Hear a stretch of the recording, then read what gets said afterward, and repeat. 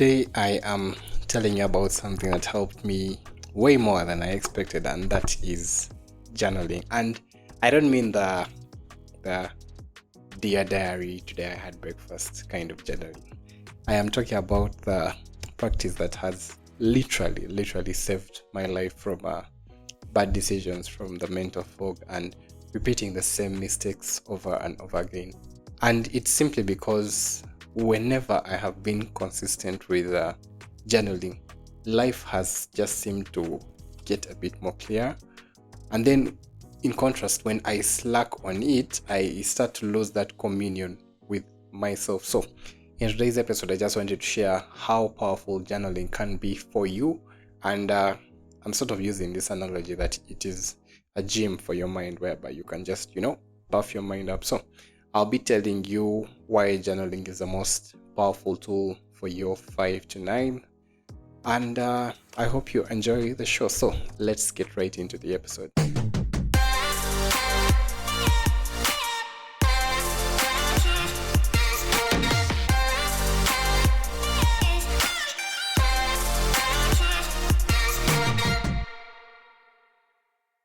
Hello, everyone, and welcome back to Your 5 to 9 Job, a podcast where we discuss how to get better using the hours after work. So, today, like I said, we are talking about journaling and this whole concept that not a lot of people are actually attuned to, or not a lot of people fancy doing.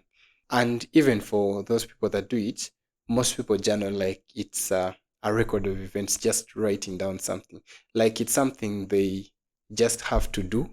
And I would go as far as saying they are doing it the wrong way because they aren't getting all the value they could from this exercise. Because by making it something you just have to do, and it's just this sort of routine in you that it's just a task to get ticked off your to-do list, is not going to be the valuable output that you want from that exercise. And I'm going to explain everything.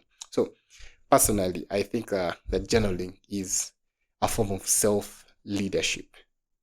Something you do when no one is watching, number one, when no one is giving you advice, when no one is calling you out, when it's just you and your thoughts. And in that moment, you're being led by one, your voice, your inner voice, your thoughts, and then your journal. My journal, to be particular, is sort of my own war room. Like when I get that book out, I am going to war with my thoughts, and the aim is to grow. It is where I go to coach myself. So that is the sort of importance and tag that I put onto journaling, that I think, okay, I don't want to superimpose my beliefs onto you, but I think if you look at it from that point of view, you start to see how important and how useful this tool can really be for you. If you just shifted it from this whole thing of being an analog way of taking a picture or saving a moment, or capturing an event, and actually taking it into this light of being something that is a tool for you to grow, a tool for you to spar with your mind, spar against yourself and test yourself and build yourself. It sort of starts to show you how or what kind of potential this tool has. So that is journaling. So instead of asking things like what happened today, which is the event thing, personally, what I do, I ask things like what can I do better tomorrow? What have I learned from this? What can I change? And they sort of guide my way throughout this whole thing that we are calling life.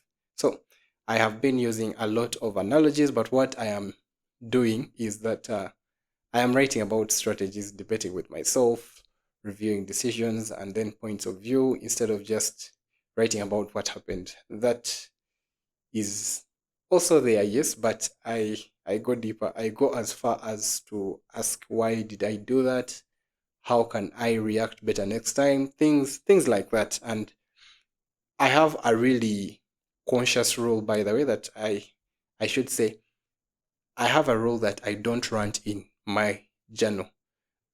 The ranting part is for diaries and all those things, like those other things. But for my journal, that's not the kind of energy I want near my growth. So whatever I write or whatever goes into my journal, I make sure that it is something that is helping me grow. I'm not just going there to complain. That would be an event. So maybe that is also another tip that you guys can incorporate into your practice.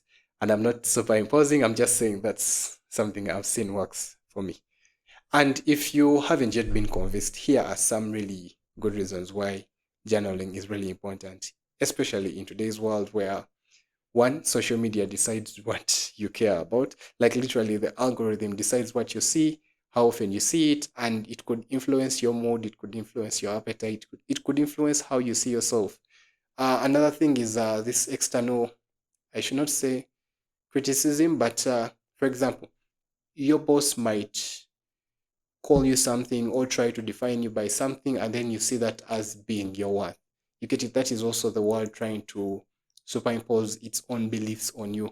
Even family can influence how you see yourself. So in this kind of world, it is important that you journal because you sort of take that power back because you have this communion with yourself. You are no longer living inside of everyone else's story.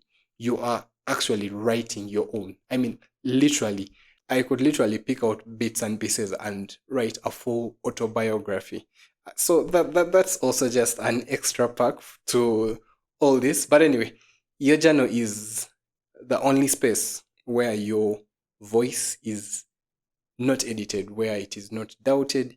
It is you, it is raw, and that's the best part. Having that glimpse into who you are, what you like, what you care about, what you think about, because when you start to see this trend of every day I'm writing about this, so I must definitely think about and care about this specific thing, this specific person, you know?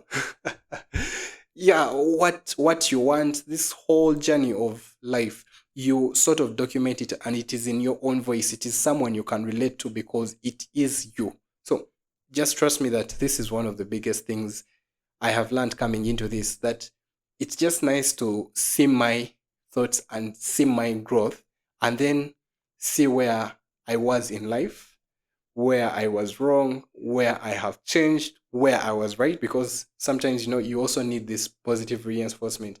Actually, the other thing I didn't expect the first time I reread my old journal and my old journal entries, anyway, I didn't expect that it would be so emotional. I literally teared up.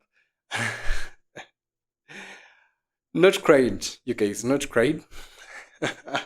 I just teared up, not because it was okay, it was definitely emotional, but it was more because at the time I had really wrote about tough times, in particular for that journal and the pit that I was going through. It was during a time where I was barely hanging on, and no one at all knew what was going on within me. Like, I had a lot of doubt. It was suffocating doubt. I was between a transition from this whole life of being cared for and everything, and then into, self-sustenance. And wow, it was just a mental jungle within my head. I don't know. At least now I have this podcast to vent on, but back then, let's just say I was a really messed up kid, really, really messed up, and just wow, it was hard. I went through it, but rereading is also just something that is powerful. Rereading gives you the patterns, it shows you your growth, and it advises you from your past self. You don't need to base advice based on something that is not you. You actually have a reference point. Yes, best way to say it. You have a reference point. So rereading gives you a reference point of where you have been. It shows you the journey you have been on, the dragons you have slayed. It sort of gives you that, I should say, that evidence that you have survived 100% of the battles you have faced. Because now, like for that hard time that I went through, now I can look back to that moment and say, you know what? Wow, I am a really tough guy because I went through this and I still made it through and I am still thriving even up to now. I still made it through. Maybe when I go through the next bad thing, I will be strong enough to go through that as well. So it just gives you the pattern, it shows you the growth, and it's a point of view. It gives you advice from your past self, because sometimes there are things I have written in my journals that get into the bonus episode simply because it was just this good. I was in the zone. You guys, there are sometimes I speak words of wisdom, and I mean, you know, some rappers could pick a few notes from my journal entries. I was deep on life. Anyway, it's literally like time travel. It's euphoria. You are leaving notes for you, and you'll need them one day when you are reading back. It's actually beautiful. I have to say. All right. Anyway, another advantage is that it allows you to declutter. You see, a lot of us keep a lot of things in our brain. Your brain is not a storage unit that can keep up with everything, especially good ideas and important stuff. Some important stuff, yes, but it's more of a processor. I mean, you'll forget a lot of things that you keep within your mind if you don't write them down. So a lot of us treat our brain as this whole dumping site whereby we keep things like regrets that we should really be letting go of, but we keep them in our minds. We have tomorrow's to-do list and all these things that we have to get to, and that one text that you haven't replied. We keep all this garbage within us. Now, if you don't segregate and keep these good ideas somewhere where you can always refer to and they are in a tangible place, you lose them in the whole sea of regrets and to-do lists and everything. So I also think it just helps you to declutter, and that's why journaling feels like therapy sometimes. It just helps you to just get these things out of your mind, especially the ideas and the regrets. Writing is definitely thinking. Thinking is clarity, and clarity is that power that you need to actually get out of that rant. So that's another plus for journaling. Definitely another plus. And I have to say, I don't really have tips on how to journal or things like that, or I am choosing not to give tips on how to journal and everything. My style is more an integrated thing.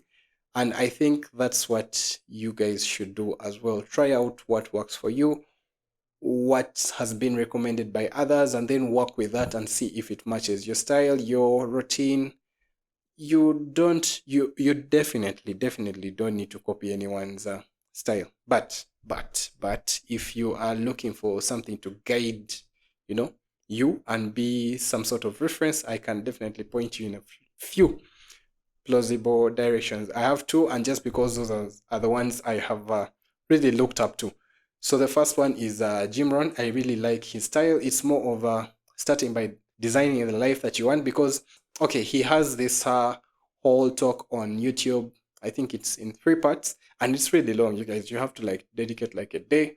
The first one is, I think, 50 minutes. Then the next one is like 40, and then the next one is, no, 30. The first one is 30, then the next one is 50, then 30, then 40 again, something like that. But you start by designing the life that you want, and then you build it using the 5 pieces of the life puzzle. So health, wealth, personal development, relationships, spirituality. So he sort of takes you through this journey of, number one, we're going to write down 100 things that you want to do. Over, I want to travel to this country, what, all that. And then we go ahead and mark them out, like we give each of them weights, 1 to 10, and then we pick out number 1 to 5 of okay. This is a very hard task to assign to you all, but I would be spoiling the magic of the exercise if I were to give it to you right now, because when I was doing the exercise, I really didn't know where it was taking me. The guy was literally very patient, by the way, were writing all these things, and he was giving us ideas and everything. So it's definitely a very good seminar to be in. It was more of a goal setting seminar, but somewhere within that, he talked about how to journal and how that exercise can help you while continuing, because that was just the starting point. But maybe if you don't want to go through that whole thing, just go and look at Jebron's tips on journaling. I'm very sure there is a short version of like a 15 or 6 minute thing on YouTube. I definitely know it's there because his work has been reproduced more times than I have podcasts out there. So just definitely go and look for that. Another one is Marcus Aurelius. Yes, the Stoic Emperor. The guy that was so wise that we still read his notes up to now. So this guy was more into writing daily reflections to train his mind. Every entry was something like he says that's Stoic stuff, and he's considered. Okay, I don't know if I'm right to say he's considered the father of Stoicism.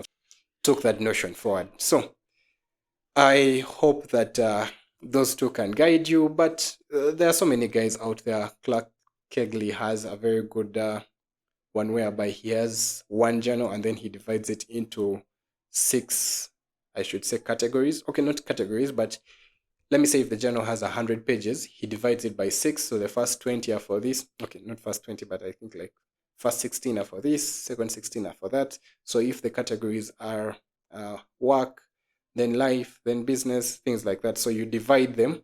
And then the first page is for big goals. And then the last page is for something. I don't remember, but that's also another style. Or you can just get an empty book and just write. Number one, you write the date for reference. Always write the date. And then always write something good to yourself, something that you have done. That is something I picked out from Jim Rohn. 3 things I am grateful for doing yesterday.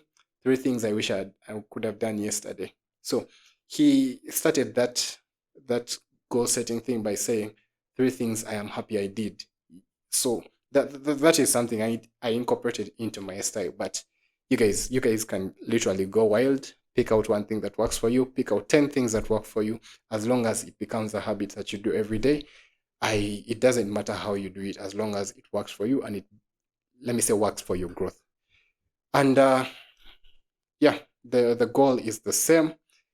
The goal is clarity plus direction. So watch and do some research, or just start and then refine your style. Trust me that it works and it helps you, because personally, whenever life gets messy, I find myself crawling back to my journals, and I don't always know what to write, but when I do and when I start to figure things out and weave my way through all of it. So I definitely know it helps. And maybe just to give you examples of times when it has helped me. And here I am being vulnerable. I didn't plan for this, but it just came to me. And so let's just go through it. So the one that literally comes to my mind, like immediately was when I was untangling this heartbreak from my first relationship. And you guys, wow, that relationship ended badly. Okay, I was the aggrieved party. Okay, I don't even want to say aggrieved party, but yeah, she did do some things, and writing about it, because I was very very annoyed with her, with the world, with everything. I literally didn't like girls for some time, and that was definitely not the right state of mind to be in, or the right state of thinking to approach the world in. So it helped me just get over that. Over time, obviously, it was like a 4-year process, but writing about it, journaling about it. There was a time I actually wanted to default to very bad habits, but yeah, it really helped me. It has helped me a lot to clarify decisions, because I debate it with myself. I pick the best options, because when you put all the facts on one page and even draw up a table of pros and cons, you really start to see that the decision becomes clear, because trust me, you can't beat logic unless you just want to be illogical. But otherwise, it really helps. I have planned my businesses and business ideas in my journals. I have planned content in my journals, and sometimes I I just breathe and fantasize. I dream. I dream productive things, like, yeah, I want to own this, which is still part of ambition and everything. But yeah, I do indulge myself, just not in the diary entry sort of way. Okay, I think I do the diary sort of way. You guys will forgive me. Anyway, that's literally where this podcast came from, by the way. One day I just fantasized about doing that, and boom, now I have a podcast. Even with the bonus episodes, most of those are journal entries that come from my diary. Okay, now I just called it a diary. From my journal. From my journal, guys. It's a manly thing. It's a manly thing. It's not a diary. It's a journal. Okay? So, okay, guys, back to what being serious okay, this episode should be a serious episode. So here is my challenge for today. Write one page just today. Find a page, find a journal. Actually, don't write on a page. Get a book. Dedicate something to you writing in. write one page today, one messy one row, one imperfect page. Just make sure you write something and then watch what starts to happen when you do it daily. Do it every day. Just try to do it as much as you can. Tie it to a habit. If it is that maybe you wake up at 5 or you wake up at 7 and the first thing you do is brush and do this, maybe before you go to bed, tie it to a habit that before you do this, you do that. So just make sure that you make it a daily habit. Trust me that 5 years from now, your journal will either be a weapon, like you literally go at it. Like for me, it has become my war room, or it will definitely be your best friend, somewhere that something that understands you more than even yourself. So yeah, the pen is in your hands, to use a cliche. Make sure that you write your story and you write it well. That has been my episode on journaling and how you can use it as your mind's gym. I hope it helps you. Please share it with someone that has been debating journaling and doesn't really know how it could help them. I've not really given any expert tips on how to journal, but I have enjoyed making this episode, which I think is a plus for me. I don't know how valuable it was for you guys, but please like, share, comment, subscribe, follow the channel. And as always, from the 5 to 9 job and the team here, we'll see you in the next one. Bye bye.